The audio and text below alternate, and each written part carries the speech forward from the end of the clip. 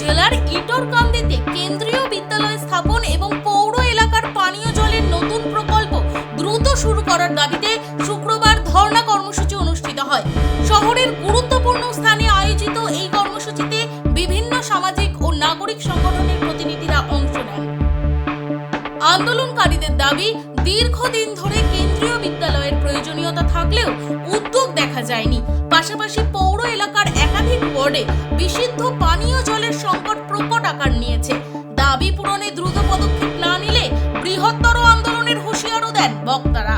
ধর্নায় নাগরিক অধিকার সুরক্ষা committee, merchant association, senior citizen forum, Barak valley voluntary blood donors forum এবং বাঙালি পরিষদের সদস্যরা উপস্থিত ছিলেন। মুখ্য দাবি হিসেবে আমরা কেন্দ্রীয় বিদ্যালয় আমরা অনেক দিনের দাবি। এই দাবি আমরা যে করি আর তারপরে প্রশাসন আমাদেরকে জায়গা দিছে কেন্দ্রীয় বিদ্যালয়কে, কিন্তু আজ 3 বছর যাবৎ প্রশাসনিক অনীহাই বলেন বা সদিচ্ছার অভাবেই বলেন 3 বছর যাবৎ তার মাটি কাটা শেষ হয় নাই। আর এদিকে বর্তমান বর্ষে যাতে আমরা কেন্দ্রীয় বিদ্যালয়ের নতুন ক্লাস আরম্ভ হয় তার দাবি আমরা রাখছি। আর দ্বিতীয়ত এই ক্লাস যাতে ইন্দ্রকুমারী গার্লসের বয়েজ হোস্টেল আছে মাইনরিটি, ওইটা খালি থাকে, ওইটাতে আরম্ভ হয় এইটা। দ্বিতীয়ত হচ্ছে পানীয় জল আজকে আমরা 10 বছর যাবৎ আন্দোলন করছি, কিন্তু অনেক টালবাহানার পর যদিও পানীয় জলের বর্তমানে তারা প্রশাসন বলছে যে টেন্ডার হয়েছে, ইদানিং পেয়ে যাব, কিন্তু যেই জল আমরা 1 ঘন্টা না খাইলে বাঁচতে পারি না, সেই জল আজকে 10 বছর আন্দোলনের পরও রূপায়ণ হচ্ছে না। তাই আমরা অতি সত্বর দাবি করছি যাতে আমাদের পানীয় জলের ব্যবস্থা অতি সত্বর করা হয়। কেননা বর্তমানে যে পানীয় জলের পাইপগুলো আছে তার বেশিরভাগই ভাঙ্গা, নোংরা জল। মানুষের জল পায় কি কালো জল, তারপরে ভালো জল আস্তে আস্তে এটা শেষ হয়ে যায়।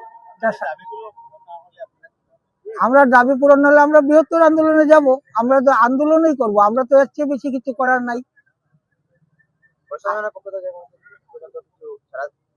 প্রশাসনের পক্ষে কি বলবো, প্রশাসনকে কি বলতে যাব?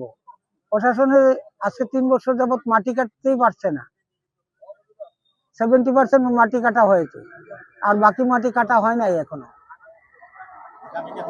আগামীতে হবে, কিন্তু যদি সদিচ্ছা থাকতো হয়তো এতদিনে মাটি কাটে আমাদের বিল্ডিং হয়ে যেত, কেন্দ্রীয় বিদ্যালয়ে আজকে অন্য স্কুলে আরম্ভ করতে হতো। আজকে আমরা এই যে রাস্তায় প্রতিবাদের জন্য আমরা বিভিন্ন শাখা সংগঠন এখানে জমায়েত হয়েছি। আমাদের একটা মুখ্য উদ্দেশ্য যে আমাদের হাইলাকান্দিতে কেন্দ্রীয় বিদ্যালয় নিয়ে দীর্ঘদিন যাবৎ আমরা কেন্দ্রীয় বিদ্যালয়ের জন্য আমরা দাবি রেখে আসছি, কিন্তু কেন্দ্রীয় বিদ্যালয় হচ্ছে না। এটা তো একটা ন্যায্য দাবি, একটা বিদ্যালয় নিয়ে, সেটাতেও যেহেতু সরকার কোনো সাড়া দিচ্ছে না এবং জেলা প্রশাসনেরও কোনো নীরব ভূমিকা পালন করছেন, সেটা 1 নম্বর। দ্বিতীয় নম্বর হচ্ছে আমরা যে জলের জন্য মানুষ, জল ছাড়া মানুষ, জলের আরেক নাম জীবন, জল ছাড়া মানুষ 1 সেকেন্ডও বাঁচতে পারে না। সেই জল সমস্ত হাইলাকান্দিবাসী, আমি শুধু একটা গলি একটা রোড এরকম মেনশন করছি না, সমস্ত হাইলাকান্দিবাসী এই জলের জন্য ভুক্তভোগী। জলটা টাইমলি আসে না, জল যদি আসে 2 দিন 3 দিন পরে জলের দুর্গন্ধযুক্ত জল, নোংরা জল খাওয়া যায় না। তাছাড়া জলের জন্য আমরা দীর্ঘদিন থেকে নাগরিক অধিকার সুরক্ষা সমিতি এবং বিভিন্ন সংগঠন আমরা আন্দোলন করেছি এবং মিউনিসিপ্যালিটিতে গিয়েছি, পিএইচিতে গিয়েছি, কিন্তু সেই একই কথা যে জলের পাইপ নষ্ট, যেখান থেকে জল তোলা হয় নদীর পাড়ে ওখানে মোটর নষ্ট, পাইপ নষ্ট, মেশিন নষ্ট। এইগুলো শুনতে শুধু মেশিন নষ্ট করা হচ্ছে, মেশিন মেরামত করা হচ্ছে, মোটর মেরামত করা হচ্ছে, এই জল হয়ে যাবে, এই 70 কোটি টাকা এসছে, এইরকম টাল বাহানা সরকারের আমরা আর মেনে নিতে পারছি না। এখন যদি টাইমলি জল সরবরাহ না হয় তাহলে আমরা হাইলাকান্দিবাসী, আমরা এখানে যারা আমরা সমবেত হয়েছি, আমরা বৃহত্তর আন্দোলন করব এবং আমরা মিউনিসিপ্যালিটিকে জলের ট্যাক্স কেন দেবো?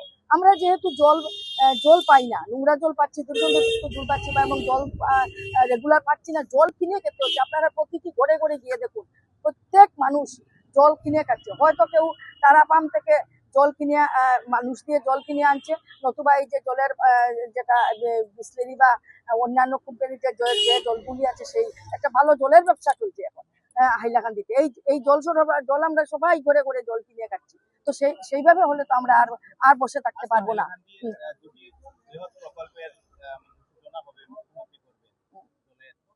এই তো করছেন মুখ্যমন্ত্রী জলের প্রকল্প সূচনা করছেন। আর কেন্দ্রীয় বিদ্যালয়ে আমাদের রেলের যা সুযোগ সুবিধা, আমাদের রেলের জন্য আন্দোলনে বসতে হয়। জল এটা একটা লজ্জাজনক ব্যাপার। ভারতবর্ষের মধ্যে এরকম মনে হয় কোনো জায়গায় নেই যে জলের জন্য আন্দোলনে নামতে